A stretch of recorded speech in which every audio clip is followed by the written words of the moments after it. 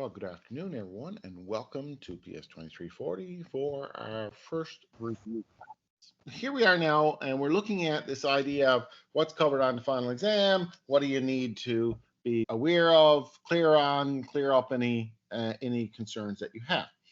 First of all, it's comprehensive in the sense that, okay, all of the material that we've covered is game for the exam. However, I need focus will be on units 6, 7, 8, and 9, which is what we've done since the midterm. How does it be comprehensive and focused in both breaths? Well, here's the thing.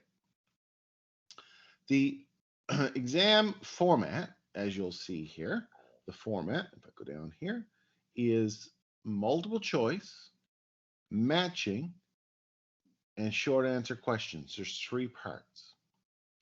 The multiple choice and the matching are course comprehensive, meaning that covers the whole thing.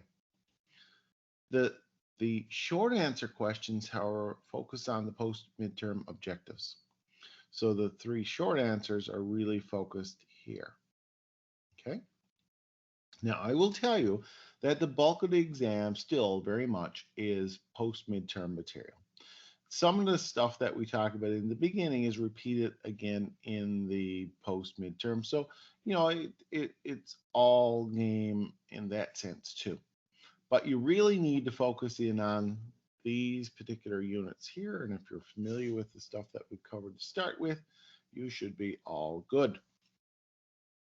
In terms of what the key issues that we've dealt with are, I have a bunch loaded down here in terms of each of the key areas. So we defined communications and why communications by the strict chain of command is often ineffective. Some of the challenges with communications.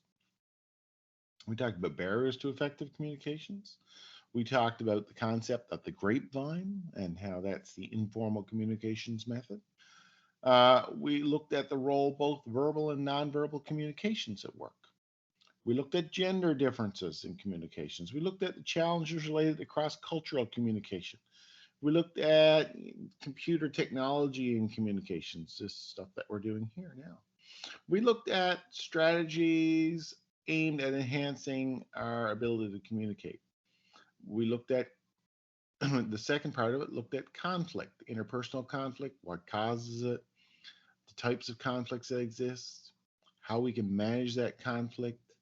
We looked at negotiations and how negotiations can really overcome some of the conflict issues. And we looked at the concept of, I'll call it positive conflict or stimulating conflict in order to breed more innovative organizations. The Unit 7 really focused on leadership. And when we looked at leadership, we talked about what is leadership, what's the difference between leadership and management, what is this trait approach to leadership. And we talked about consideration and initiating structure within that.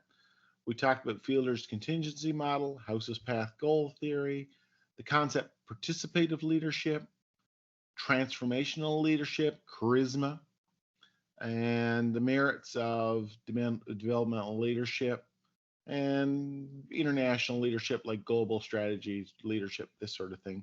And some of the replacements for leadership, neutralizers of substitutes. We talked about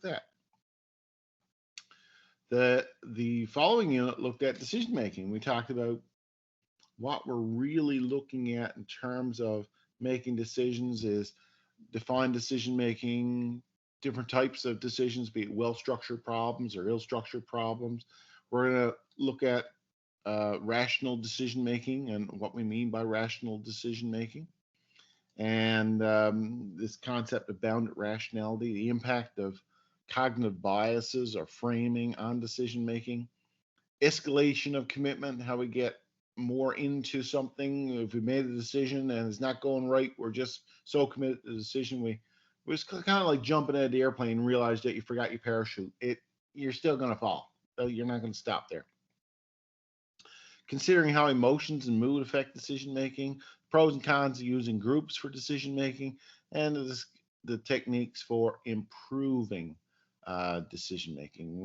We looked at that as well. So not only did we look at decision making, but we also looked at culture and what's the purpose of organizational culture? How do we create and maintain a good culture? And can organization culture have a downside? What are some of the challenges with a good, strong communication culture? And why people resist change in organizations. Those are the key things that the exam will cover.